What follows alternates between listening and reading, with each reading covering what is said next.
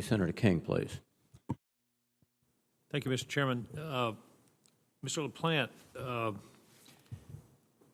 one thing I want to emphasize, and I like your views, unlike in past practices in terms of procurement, everything we procure, we must think of from the perspective of the cyber risk. Part of your title is acquisition and sustainment. And whatever we acquire isn't sustainable if it's subject to cyber attack. Your views on that as an essential part of the acquisition process? Yes, Senator, I appreciate the question, and you're absolutely right. In fact, there's a concept that was introduced a few years ago. I was part of this work at MITRE called Deliver Uncompromised, where the whole premise is you've got to deliver the parts and the capabilities uncompromised. Don't bake in cybersecurity later. And a not cyber-secure force is not a cyber-ready force. So what I plan to do, if confirmed, is check on the cyber status across the major programs that we have, including red teams, including making sure there's constant mitigation going on through the cyber threat. It requires continuous education, continuous engagement with industry.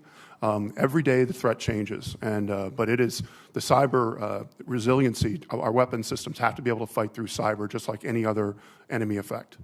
I appreciate that, and I like hearing the term red teams. I think every product should be red teamed and tested for cyber security before accepted into the fleet, if you will. One of the things I've observed as we're talking through these issues with military personnel is that speed is of the essence. Technology is developing so fast that we can't afford to wait months and years and decades for the development of new technologies. Technology often decides the outcome of the battle, and I hope that that's an emphasis. One thing that I've observed is that we tend to be risk averse, and we say that we won't run a test unless we're sure it's going to pass. Our adversaries have a different philosophy. They test and test and test and fail and fail and fail and learn every time, and end up beating us in terms of issues like hypersonics and other directed energy, for example. Yes, I agree. A failed test is one where you don't learn. And one has to continue to do testing, to your point.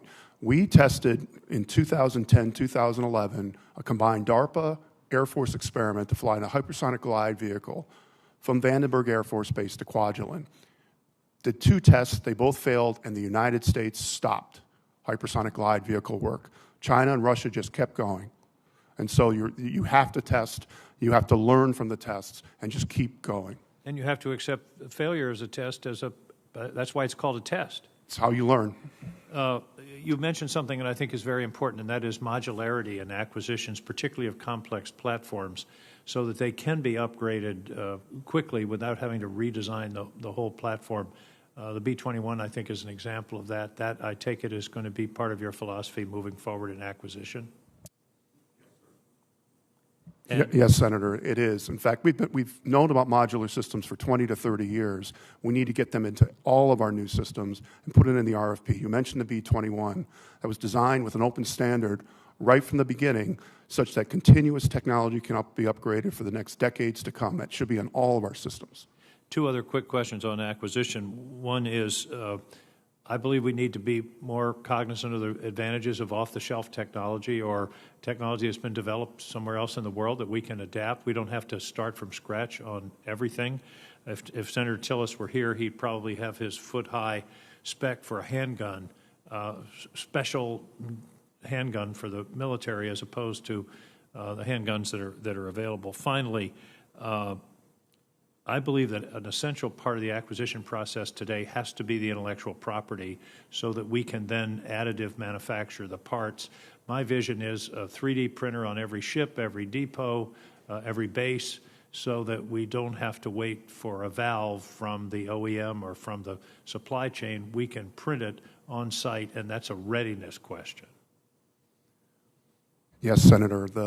We have too many places in the system where the OEM has vendor lock, and we're tied into that OEM decades later when we could bring in competition if we had the intellectual property on the part, as you point out. Thank you. Thank you, Mr. Chairman. Well, thank you.